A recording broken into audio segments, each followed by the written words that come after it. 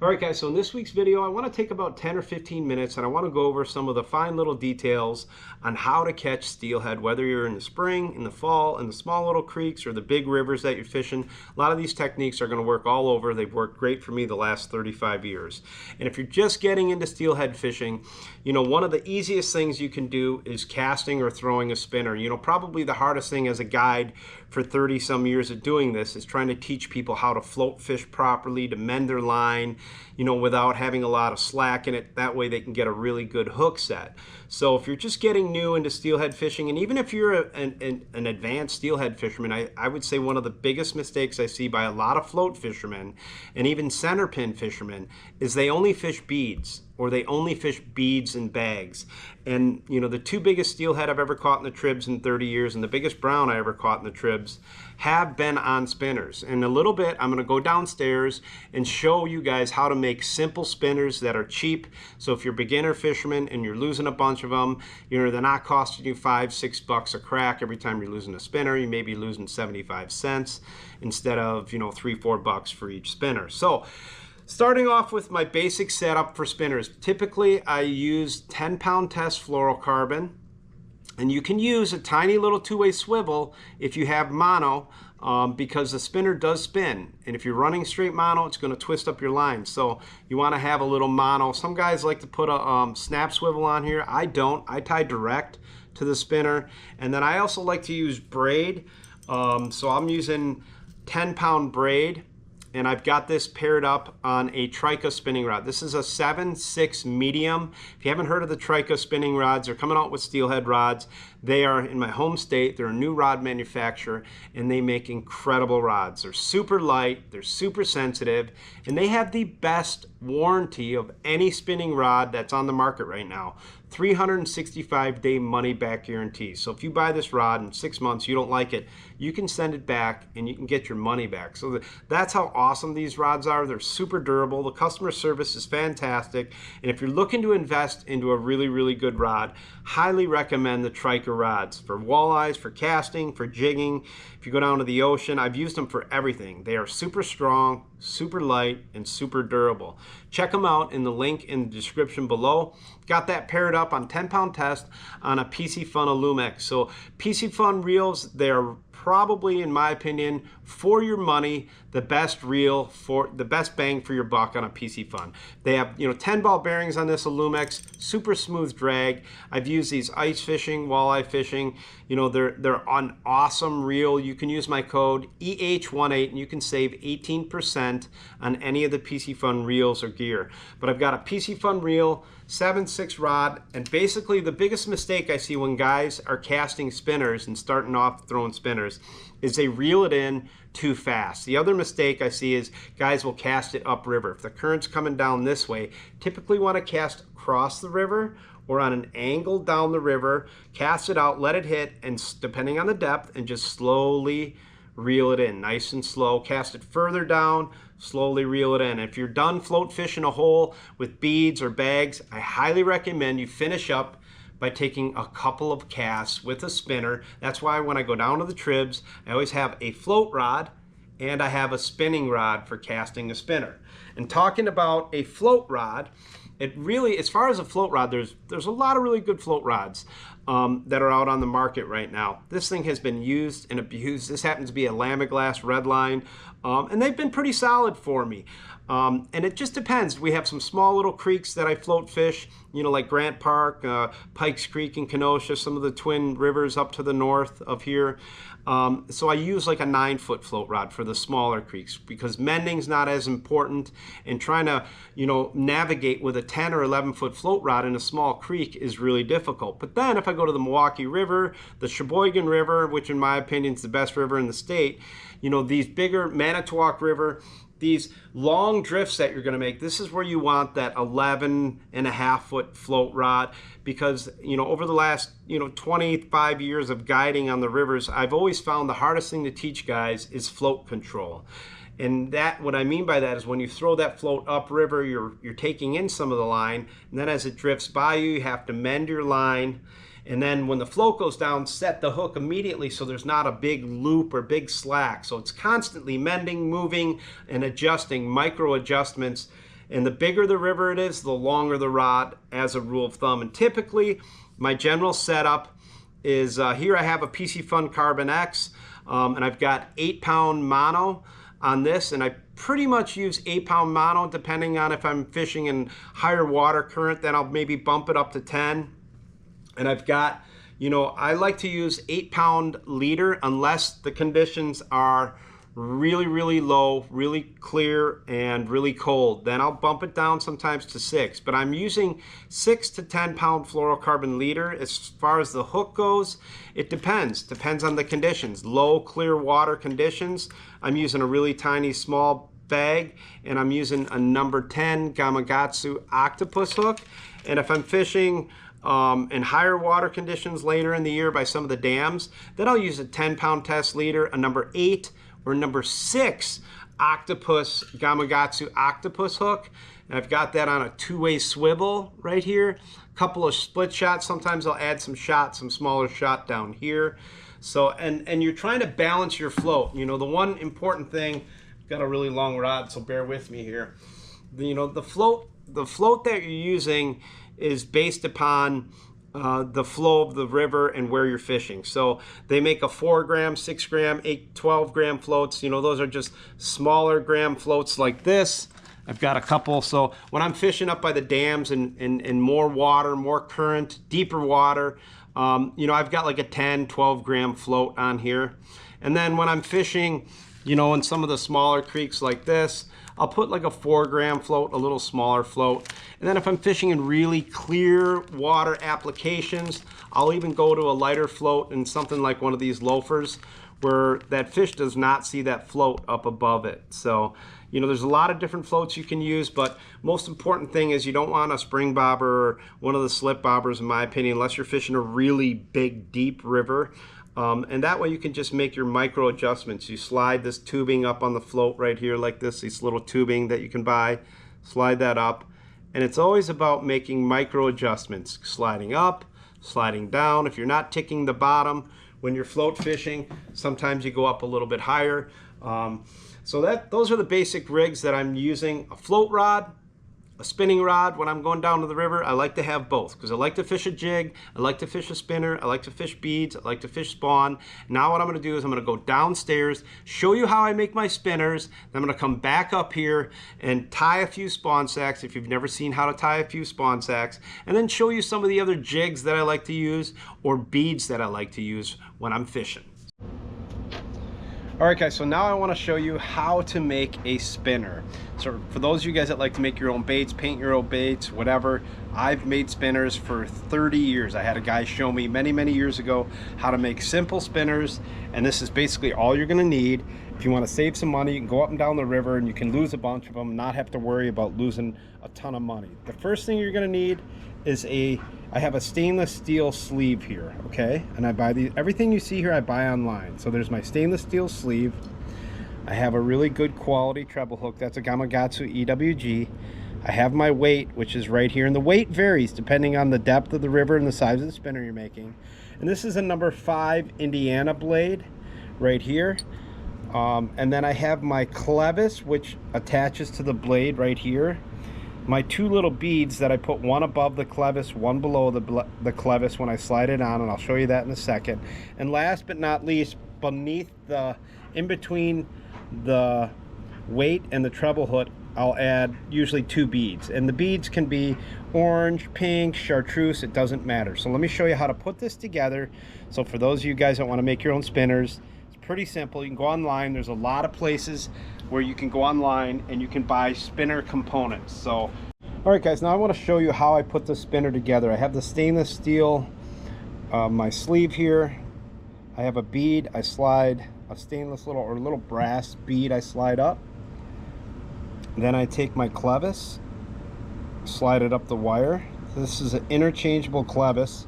That way I can use different size blades, different size, different color spinners. If I paint up different color spinners, orange, gold, silver seem to be the go-to, chartreuse. So you want 2 little brass beads up, one above and one below your clevis. This is how I've made spinners for like 25 years, okay? And then you take your weight Slide your weight on. Now the weight is dependent upon the size of the river and the creek. Lighter weight, smaller trout, smaller clevis, everything a little smaller. Big trout, I use the number 5s, and this works great. Then I just add my 2 beads, and you can change the color bead, chartreuse, pink, orange. Any of these beads seem to work. And it's really cheap, really inexpensive. That's the base of your spinner right there. And I'm just gonna grab a blade. I'm gonna throw a blade on. Oh, that's the wrong blade. We'll take a blade off. I'll just show you how easy. I made one of these spinners a little while ago. You can pull that blade off, put it on here. So if I have a different colored blade, and as you can see how this spins right now. See how it spins? All right, and you're gonna want a little bit of a gap right here for the hook. That way this doesn't get pinched. When I first made these, I'd pinch them too tight, would cause the blade not to spin. So you need a little bit of a gap where you put your hook. And I got my hook right here. I've got a little, this is my dad's old little vise. It's not ideal. None of this stuff is really ideal. I'm just trying to show you the quick, easy way. So what I do is I slide it down, and what you're gonna do now is normally I use a round pliers, but I can't find them. I have a needle nose pliers that I'm just gonna use. And I'm gonna bend this wire, wrap it around, and then wrap it around the wire really just one time. So I'm just gonna take it, bend it, bring it down underneath here like this. See how sharp that hook is? I'm gonna wrap that down here, grab it here. There's a lot of different ways. See how I have the wire? Now I just wrap it one time. You can do 1 or 2. You just wrap it around like that. And that's all you really need. That'll hold just fine. So there's your spinner, just like that. Then you need, obviously you need a wire cutter here to cut this wire. You want to trim it kind of like that. Watch where this goes, because that usually goes flying. And there you have it. You can just test it. You know, you'll see that the blade will spin around. There's a little bit of a gap here. See, I have a little bit of a little gap here, little opening there, but that's it. Real cheap. You know, I mean, I pay for these blades. You know, I get a 10-pack for $1.98 for the blades. I get a 10-pack for $1.40 of the sleeves. You know, and you can, the most expensive part on the spinner, and I recommend, is you always buy a really good quality hook. That is going to be your most expensive part. And I'm using a number 4 or a number 6 Gamakatsu EWG. So that's how you make a spinner. And I'm telling you, open water in the fall, any creek, I've gone out west, spinners just flat out catch trout. So I'm gonna go back upstairs and show you now how I tie spawn in my double bead rig. All right, guys, now I want to talk to you probably about the best single bait that you can use in the fall, late fall, winter, through the ice fishing, and early spring. Now, a lot of guys will say, hey, you know, I catch just as many fish on beads as I do on spawn. Well, I fish both, you know, and that's kind of one of the flaws as a fisherman. If you think just one technique or one specific way is the only way, that's a big mistake. And I can tell you why, because usually I fish a ton of beads, I fish spinners, I fish jigs, I fished everything, crankbaits, whatever it takes to catch them. And the one thing I can tell you about trout is they can be a very finicky follower, they can be a very finicky feeder. And the one-time spawn, or I should say the time spawn typically works the best for me, is when the water is the coldest. So in the winter, late fall, and then early spring right at ice out. And I just want to show you how I tie spawn, how I tie a couple of the spawn bags that I'm tying them. And the one thing to remember is, depending on where you're fishing, if the water's really clear and low, then you want smaller spawn sacks. If you have high water and high rain like we just had, then I'm making bigger spawn sacks, and I'll even sometimes add just a little bit of pink cure to my eggs. Now I have brown trout eggs right here, as you can see this, and I have a little spoon. I'm just going to show you how I tie 2 spawn sacks real quick. So here's the netting. I'm just going to put, you know, this is what I would call like maybe a small spawn sack and more of like a medium spawn sack, right? And what I like to do when I get some loose eggs is, you can see how these are vacuum sealed like this. So I always vacuum seal little batches of eggs. Brown trout eggs are great. Coho eggs are great in the fall when you get them. A lot of the fish that we get do not naturally reproduce. There's a small percentage, but very little on our tribs. So you're really not hurting anything if you're taking some of the eggs out of the fish. So how do you tie a spawn sack? You know, and if you get one that has tight with skein, you can get rabbit mesh netting and scrape the eggs and get the eggs out. But just going to show you real quick down here, the spawn sack. Here's what you do. You go corner to corner, and I'm basically using my index and my thumb. So I'm going to go corner to corner. Pink and chartreuse are my two favorite colors I use 90% of the time. And I'm going to go corner to corner here. And then I just take my fingers and I kind of ball it up and twist. Just like this. Twist it up, ball it up. Just so it's about as round as it can be, you know, about like such, just like that, right there. Then I take the spawn sack, what do we call this, hon? Magic thread. The magic thread, yes. And I take it and I'll wrap it like probably about, I like to go about a dozen times or so. Wrap it around, tightens up like that. You pull it tight. Then I like to carefully kind of trim it, just like that, all right? So that's a pink spawn sack, chartreuse. If I'm fishing on the bottom, or I have some small, you know, this is kind of like a smaller one. This is more of a medium size. I use both different sizes. I'll use a small, medium, and large. I'll put floaters in them when I'm fishing on the bottom from shore. But I just kind of make it so it's round. Index finger and thumb. Grab that thread and I just wrap it around. 1, 2, 3, 4, 5, 6, 7, 8, 9, 10 to 15 times depending on the thread you're using. Grab that spawn bag, trim it up, and if you can get yourself some loose eggs, whether they're coho eggs, king eggs, I prefer loose brown trout eggs, but these are my two favorite colors. This is what you see me catch 90% of the fish when you see me fishing spawn. Chartreuse or pink are the two that I use. So showed you how to tie spawn, showed you how to tie some spinners. Now I want to show you how to fish a jig, and I want to show you how to use a double bead rig. All right, guys, so I showed you how to tie those spinners downstairs. Now I want to take a minute or two and talk to you about bead fishing. Now, there's several different types of beads you can get right now in the market, and a lot of them work great. There's the soft beads here. There's the glass beads here, and then there's the acrylic beads. All three different work really well. I prefer like an 8mm size, a 10mm size for the most part. I know some guys use 12s, they work.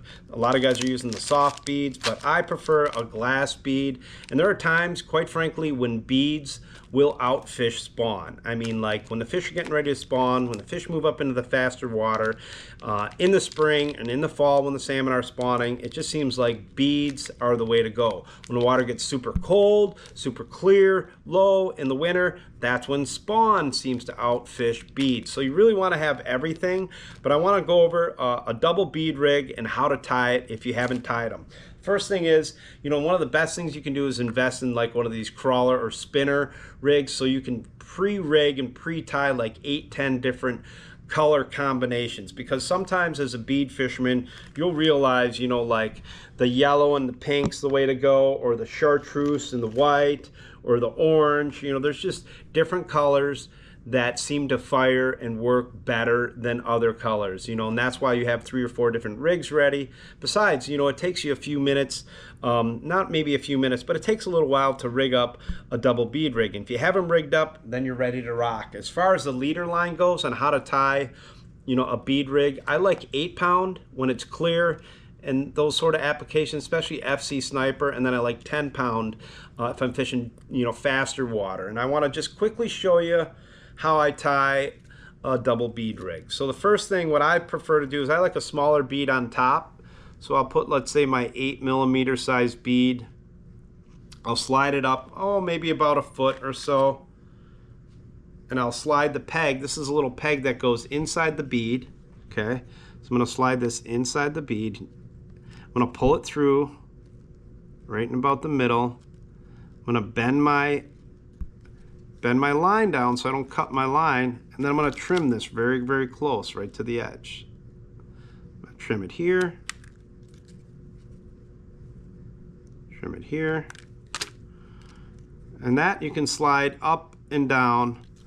But as you can see, that's going to pretty much stay still, right? So you got your first bead on. And what I like to do is I like to snell the hooks when I'm putting these hooks on. So I'll grab my first hook. And again, I've got about 12 inches of line here. You want to have a little more line to play with because you can always trim off excessive line at the end. But if you're a little short, then you kind of run out of line. So if you haven't snelled a hook before, it's a little hard to see, but you're going to run this line through the hook. I'm going to pull it all the way up, maybe, like I said, 10, 12 inches. Then I'm just going to make a loop right here. Make this loop, grab it, and make a loop. I got the hook I'm holding in my hand, and I've got this loop right here. Then I'm going to take this line, this excess line that I have right here, and I'm going to wrap it around the hook.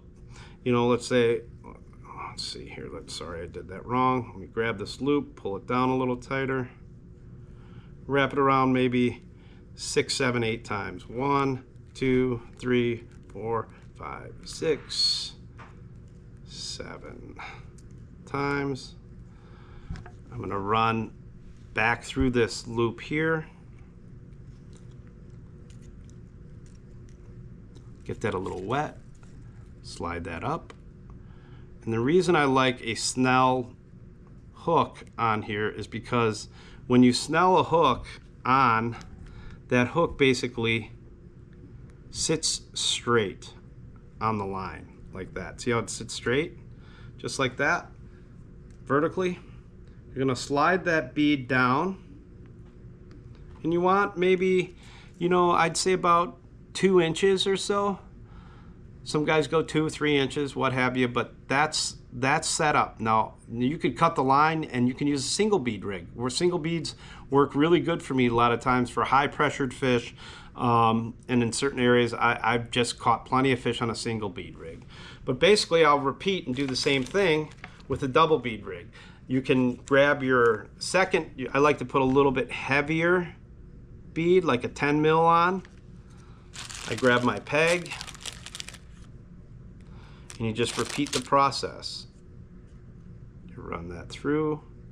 And the one thing I will tell you is it seems like what I can do is, and I'll slide this up. If you run out of line to snell your second hook, you can just tie a regular polymer knot, a fisherman's knot, what have you. And to make things quick, you can basically just run this through here. I like to snell most of them, but I'm just going to show you this for real quickly how to rig this up. The double bead rig is one of the most effective rigs that you can catch steelhead on if you don't have bait and big browns in the river. So you got your 2 hooks. We're going to trim this up here.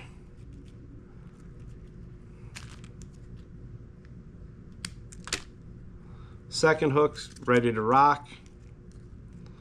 Going to slide this about 2 inches. Pull this line down. Trim that up. Trim this one up. And there you have it. That is going to be a straight up fish catching rig right there. And what I like to do is I like to cut this off, and I'll wrap it on a 2-way swivel, or I just leave the line wrapped around, tie a loop knot on the end. But that is ready to rock. So if you want to catch a lot of fish and you've never tried the double bead rig, it works great. The other thing you can do is you can use the single bead, and you can slide this off, and you can just put it's called a bead bag combo. You can have the bead up here and your spawn bag down here. A lot of guys don't run a double hook on the bead bag. You just run the bead above the bag. But the bead bag, the single bead, the double bead, they all work. Followed by, if you don't have beads and you don't, and you want to make your own spinners, you see how well those work. But grab yourself a tube. Probably starting 35 years ago when I'd go down to the river in Racine, and this is one of the most effective baits to this day. Ice fishing, open water, it doesn't matter where you go. A tube, a white tube, chartreuse tube, they work great. You grab a little tube jig hook and you just run that right up inside of that little plastic. You can put a little chunk of shrimp on here. You can add 2 wax worms on there. But that little tube, any sort of little crappie tube, you know, I've got tons of different colors, tons of different sizes. You can use a little round ball head jig, but most important thing is you want to have a strong hook when you're fishing a tube. That's why I really like these Gamakatsu tube heads. These are about the strongest hooks. They're a nice wire, thin wire. They're not really big, and they hold really, really big fish. So last but not least is just a jig. I like these little magic bug jigs. I like a little marabou jig, olive colored, black. And same thing, you can add a couple waxies, you can fish them straight, you can twitch a little minnow, you can throw even a little paddle tail in the river and a little crankbait in the river. So there's a lot of different options when you go down the river. If you don't want to use live bait, you can twitch a tube. And when I fish a tube, I kind of fish it like I'm crappie fishing.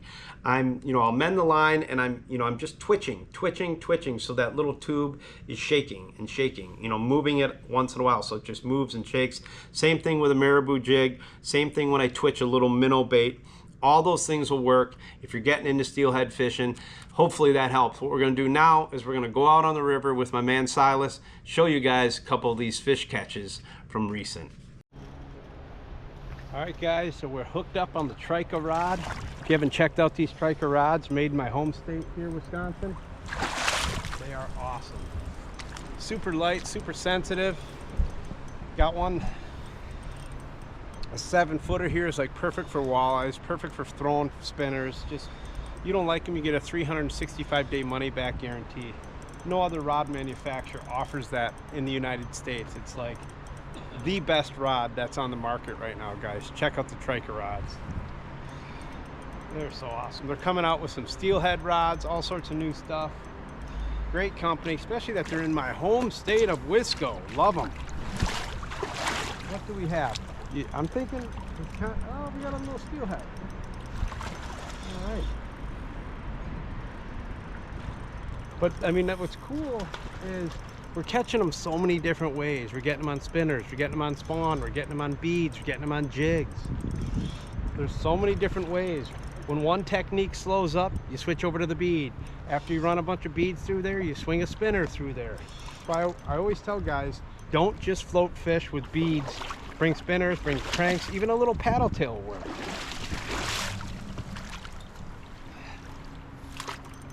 There you go. Spinner, spinner, chicken dinner.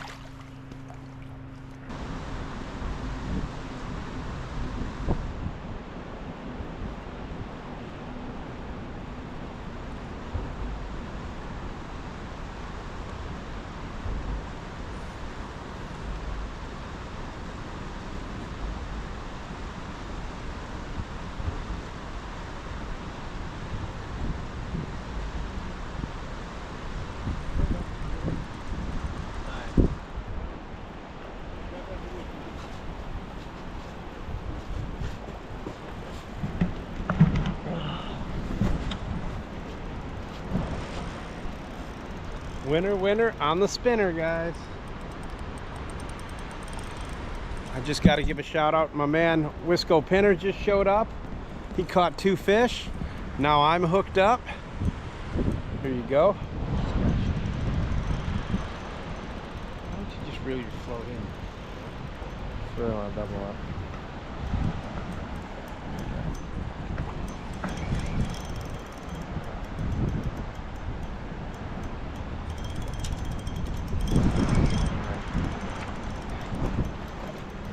Here, why don't you do me a favor?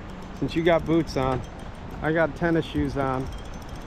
I'll let you, it started off being really warm today. Now it's starting to get a little chilly. So my JJ's getting a little cold. All right, I'll take it. Nice net job, Wisco. Nice. We got him. All right, on the spinner, guys, on the spinner. I think it's a big brown.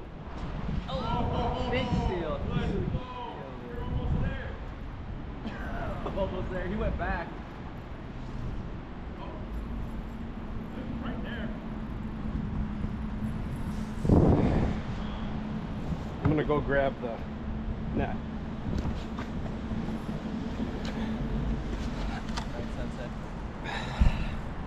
Legendary, legendary. Oh, shit. Keep them coming, brother. Keep them coming. I would have jumped in the water for this one.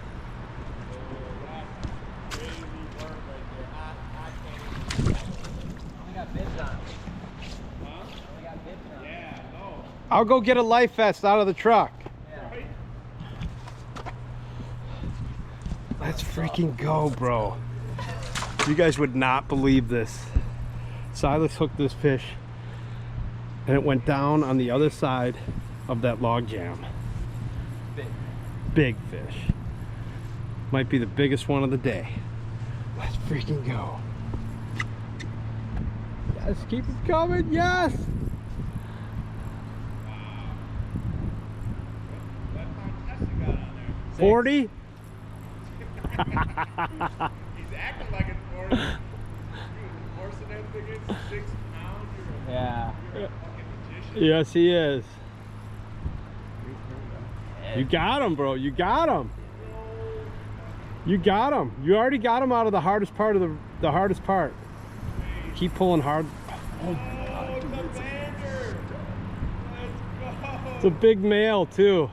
Yeah. Oh, man.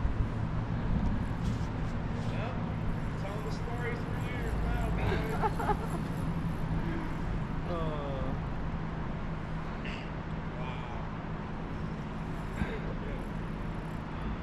Keep pulling low left. Get his head coming. Yep. Keep his head coming. Pull him way upriver. There you go. Yep. Yeah. Yep. That's how you turn them. Keep him swimming up. Nice freaking work, homie. You got him, dude. He's right here. He's right here. You got him. There's no way you're gonna. He's not going down anymore.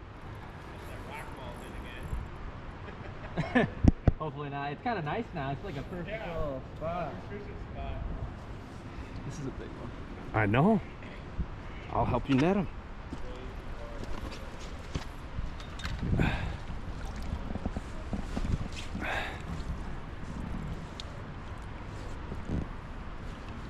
Here he comes. Here he comes.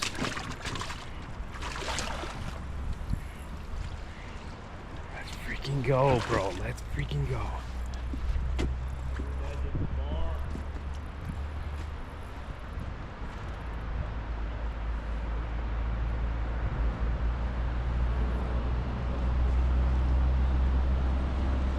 Nice double bander, bro. So pretty. We gotta bring him up in the sun. Oh man, is he beautiful, dude. Yep.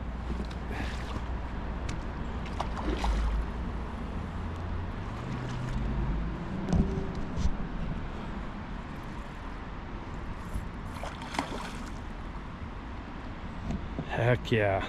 I need to go out there and net him, hey? Let me just step on the rock and net him out there. All right, let me trade with you here. Yeah. Oop. Videoing with one hand. Here he comes. Here he comes. Such a beautiful buck. Such a beautiful fish. Ooh, ooh, ooh, ooh, ooh, ooh, ooh, ooh, ooh. Here. Got him.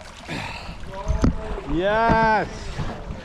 Heck yes. Let's go. Oh my God, guys. We're gonna bring this guy upriver and show you guys this beautiful fish. Wow. What a beautiful So fish. On the bead bag combo. Look at that fish, guys. Look at that giant buck steelhead. Oh yeah, brother. Nice freaking job. Stud. Absolute giant, beautiful fish.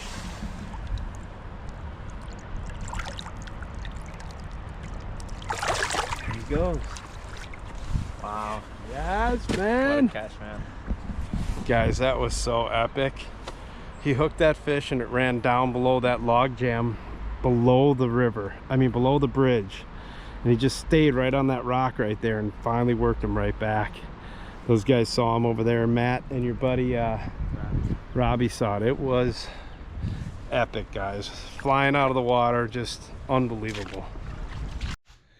Hey guys, thanks for watching this week's video. Hopefully these little tips and tricks are going to help you guys catch more fish when you're fishing on the tribs this fall, next spring. The goal is to teach you guys new stuff, new tips in all of our videos. Do me a favor, leave a comment, hit that subscribe button, and I want to give a special shout out, like I always do, to all the police officers, firefighters, EMTs, teachers, coaches, all those awesome people that serve our communities.